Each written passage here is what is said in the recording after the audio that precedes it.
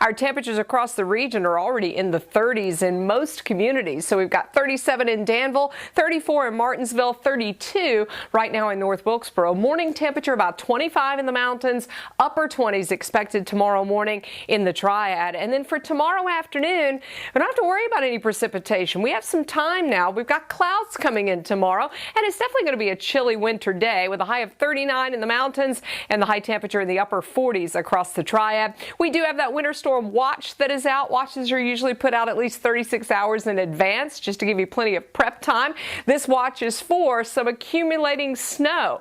And as I mentioned, a heavy wet snow that is in the forecast, likely, especially north and west of I-85. It begins Thursday night. We're anticipating some slippery road conditions in parts of the area. That would impact, of course, the morning and the evening commute. Also, because of the weight of this snow, we could be dealing with some isolated power outages. Now, it looks like it will line up with mostly a snow event north and west in the mountains and foothills, and then kind of that transition area where it's snowy and kind of rainy. And then, of course, the more rain that mixes in, the less of accumulating snow you can expect with it. Here's the timeline. The rain begins tomorrow night, maybe as soon as about 10 or so this time, but it could be a little bit later after midnight, and then it changes over to kind of a rain and snow and then a snow kind of during the day tomorrow. If there's any moisture left over tomorrow night, it would end as snow showers. Our temperatures will be above freezing a large part of the event, so that's why it's got to be heavy snow in order for it to actually stick. You can see just a few clouds out there right now. Storm system well to the west does have some heavy rain with it right now. There were some thunderstorms over parts of Texas, but it is going to be colliding with some cold air that's in place, but it's marginally cold. But oftentimes with a 33-degree snow event, you get those big, wet, sloppy flakes, and that's what we're concerned about, because if it comes down heavy enough, that'll pile up on some of the trees and can cause some branches to come down. It'll be tomorrow night and early Friday morning when we start to see some of the pink and the white popping up here on the radar screen, and then continuing through the morning hours. And in fact, it probably doesn't shut off until Friday night. Our forecast tomorrow, remember, is dry with a high of 46 degrees in the Piedmont Triad, a light wind. We're looking at plenty of clouds for tomorrow in the foothills with temperatures that are also in the 40s with a high of about 45. Mountain forecast, a chilly one with numbers that are in the upper 30s by late afternoon, also with overcast skies. This kind of shows you the presentation of the storm across the Carolinas. The white and the pink, that's that wintry weather. The blue, mostly rain. And you can see from central to western North Carolina, that is where we have most of what looks to be the winter part of this storm. And that's why some of the higher snowfall totals are anticipated right up against the mountains with this weather system. And we're anticipating that to happen in our area as well. Our confidence is, yeah, there is going to be some snow. That's good, but low confidence in just how much snow we're anticipating. So right now we're going to go with about 2 to 4 inches of snow in our mountains and foothills, maybe touching down into parts of Forsyth County, and then closer to an inch expected across the Piedmont Triad. And again, we'll be fine-tuning that over the next 24 hours, so keep it here on WXII 12. There's your 7-day forecast. It's a chilly, dry weekend.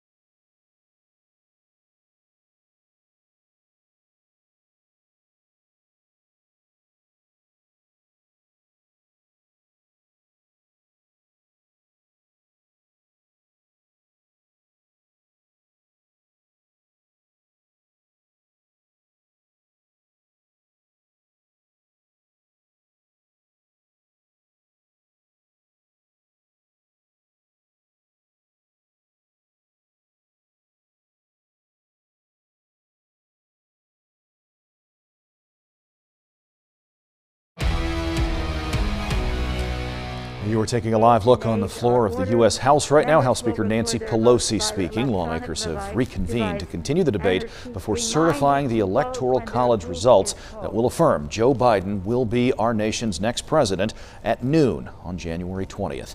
The vote just received a 93-6 mark to reject the Republican effort to block counting Arizona's electoral votes for Biden. More states and more objections are still possible tonight, including Pennsylvania. A 58-year-old man is in custody, accused of setting an apartment on fire just before 3 o'clock this morning. You can see the damage to the building on Beck Street. Firefighters say nobody got hurt. Joseph Milton, is charged with arson and assault. Forsyth County's fire marshal says this house fire in Clemens was tied to a cooking accident. It happened around 8:45 this morning on Fairpoint Drive. The fire marshal tells us everyone was able to get out safely, but there's significant damage to the house. In the wake of mental health challenges brought on by the pandemic, a North Carolina college will soon be offering a course in mental health first aid. College of the Albemarle in Elizabeth City will offer this 8-hour course this spring. The class will help students assist someone contemplating suicide, having a panic attack, or other types of emergencies. Anyone struggling right now can always call the National Suicide Prevention Lifeline. That number's on your screen, 800-273-TALK. People are available to talk 24 hours a day, 7 days a week. You can also text the word HELLO to 741-741. We're back in a moment. This is WXII 12 News at 10 on the Triad CW.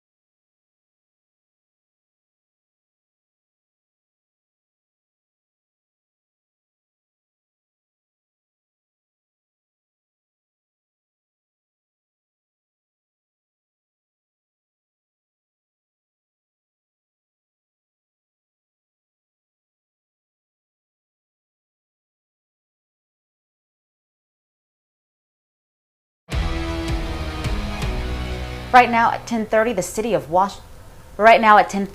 of Washington, D.C. is under curfew. It started at 6 o'clock after mobs of President Trump's supporters stormed Congress, delaying the ceremonial process that lawmakers go through to begin the transition of power. Authorities now say the Capitol building has been secured, has been for some time now. Whitney Wild gets us up to speed on a remarkable day from Washington. Our democracy is under an unprecedented assault. Chaos erupting on Capitol Hill. Tense moments caught on camera. Armed authorities blocking mobs from entering the House chamber as members of Congress flee to safety. The attempted coup is the first time the U.S. Capitol has been breached since the British attacked and burned the building in August of 1814. And after tearing through the halls of Congress, rioters leaving an ominous message right on the desk of House Speaker Nancy Pelosi. It's disorder. It's chaos. Arrests have been made. Pipe bombs have been found outside the DNC, RNC, and the Capitol. And a woman has died after being shot inside the Capitol. All individuals must leave the U.S. Capitol grounds or be subject to arrest. I repeat, a curfew is in effect. We're advising everyone to leave the area. Riot authorities have moved in on the mobs, pushing them away from the Capitol. And our job here in the Capitol is to count the votes. We will count the votes, but there are serious questions about the president's involvement and responsibility for what happened here today at the Capitol, and it cannot be tolerated. In Washington, Whitney Wild, WXII 12 News. Protesters who backed President Trump protested at other state houses across the country today as well, many of them waving signs saying "Stop the Steal." Some in the crowd were also armed. Some state house buildings were evacuated as a precaution, but authorities say most of these other demonstrations remained peaceful.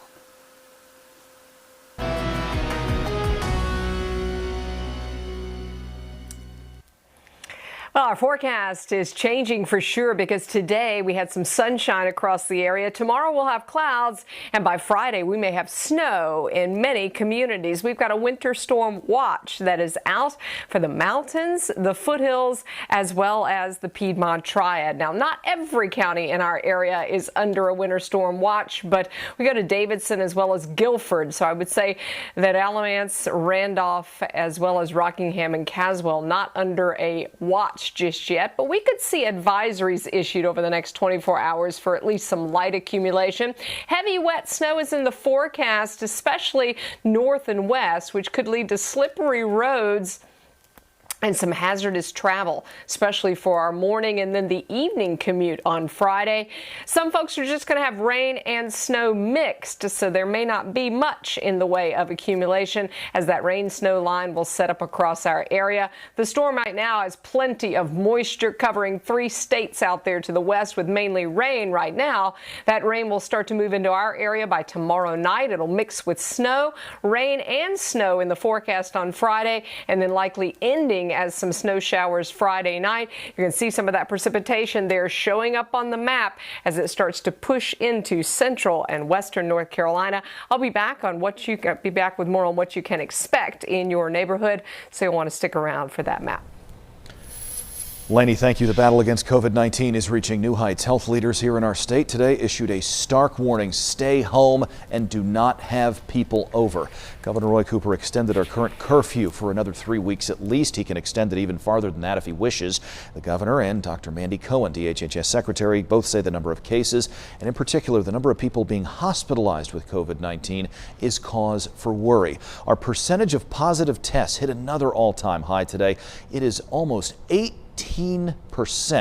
That is nearly 4 times the state's goal of 5% or less. Ideally, health leaders would like to see 1 out of every 20 tests conducted coming back positive. The numbers are nowhere near there right now. The modified stay-at-home order, as we mentioned, extended another 3 weeks. That requires people to stay home between the hours of 10 at night and 5 in the morning, except for work, taking care of loved ones, getting groceries, gas, needing medical service, things of that nature. A new secretarial directive from Mandy Cohen urges people not to go to places where people are not wearing masks and not to go inside other people's homes or to have people over if they do not live with you. After a record-setting start to the year, leaders continue to urge you to take precautions, take this seriously, and do whatever you can to slow the spread. And North Carolina's trajectory of hospitalizations is increasing. Hospitals are feeling the strain, and this is incredibly worrisome, but they are taking more actions to manage capacity. We did reach out to some local hospitals today. A representative from Novant says Forsyth and Kernersville medical centers are reviewing procedures that are not time sensitive to see if they can be done perhaps somewhere else. And the slow rollout of vaccines in the states is leading to a lot of frustration and confusion. Laura Leslie explains why that should change soon. State Health Secretary Mandy Cohen says the vaccine rollout is being managed locally by hospitals and health departments. But our job at the state is certainly to support them. Our job is to make sure that they get vaccine allocated to them appropriately and that they are using that vaccine. And we want to make sure that we are facilitating however we can. Cohen says everyone understands the urgency, but the healthcare system is overstretched by the pandemic. That's part of why the rollout has been slow, and it's why Governor Roy Cooper has mobilized the National Guard to help. At least 10 other states have already done so. State Representative Billy Richardson has been calling for that here. Let the healthcare people do what they do great, and that's administering the vaccine, and taking care of our health. Like in the hospital, they're overwhelmed caring for the sick right now. Richardson says the National Guard's expertise in logistics and planning will help speed up the rollout. At this point, only a quarter of the doses North Carolina has received have been given out. And if we don't use our doses, we don't get more. Every day that we let this go on is another day of suffering that now I think we shouldn't allow to go on any longer because we got a very good pathway to a solution. The Guard has already started to mobilize. Cohen says their help will be welcome. We have already engaged the National Guard and are working on how to best deploy them. There's some that can help actually give vaccinations. Some will help with logistics and other things. So that's already in the works. And that was Laura Leslie reporting. You can learn about your county's vaccination plan right now on WXII12.com. You'll see we've got a list on how to make an appointment and dates for vaccine clinics across the Triad. Just click on the vaccine story. My goodness, how about some good news next? Answering a plea for help to save a man's life. Why they say the woman who stepped up is doing so at just the right time.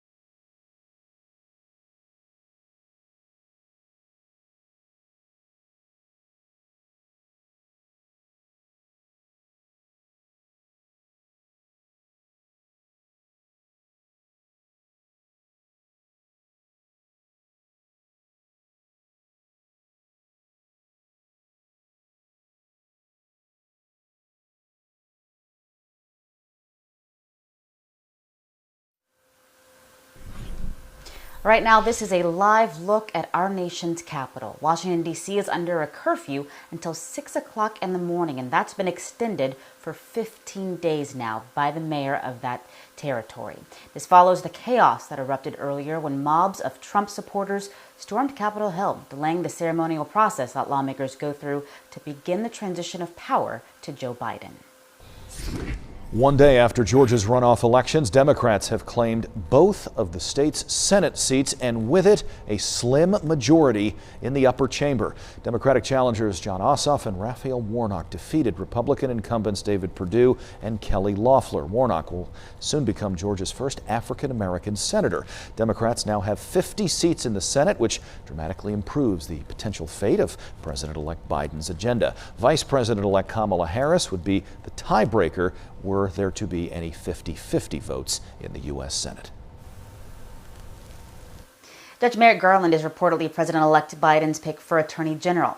The official announcement could come as early as tomorrow. Former President Barack Obama nominated Garland to the Supreme Court after the death of Justice Antonin Scalia in 2016. But Republicans refused to hold confirmation hearings. And when President Trump took office, Garland's nomination expired. He returned to his position as Chief Judge of the U.S. Court of Appeals for the D.C. Circuit. You're watching WXI 12 News on the Triad CW. We'll be right back.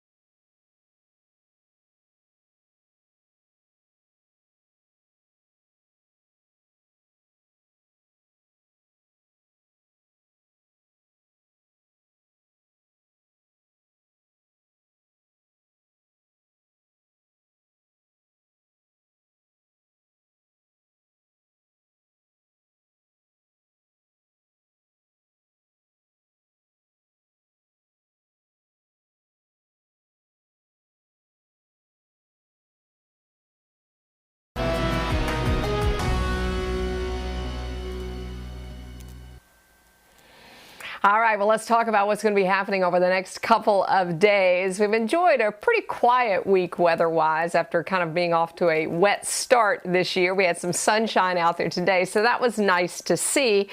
Over Ennis, you can see a good bit of sunshine. The clouds are going to start to roll in, though, here real soon. And, yeah, there is going to be some snow in the forecast by tomorrow night and into Friday morning. So we'll watch for that as well across our area. Right Right now in Allegheny County in the community of Sparta, the temperatures have already dropped down below freezing. So we're at 28 degrees right now with a calm wind across the area. We've got temperatures that are in the 20s and 30s in the mountains, and we're in the mid to upper 30s right now. Winston-Salem, Greensboro, Yanceyville, all in the mid 30s. We have that winter storm watch that is out for the Triad, as well as the foothills and the mountains. And that is for a heavy, wet snow that develops into the day on Friday and should wind down by Friday night. Several inches of snow is possible in the areas that do get accumulating snow, and some of that could just be on grassy areas.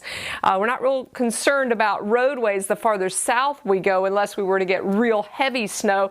There will be some impacts on travel, though, and if it does pile up on the trees, we could have some power outages as well. We don't anticipate this being a major winter storm at this time, but there will likely be some impacts on your life by the end of the week. So a snow rain mix largely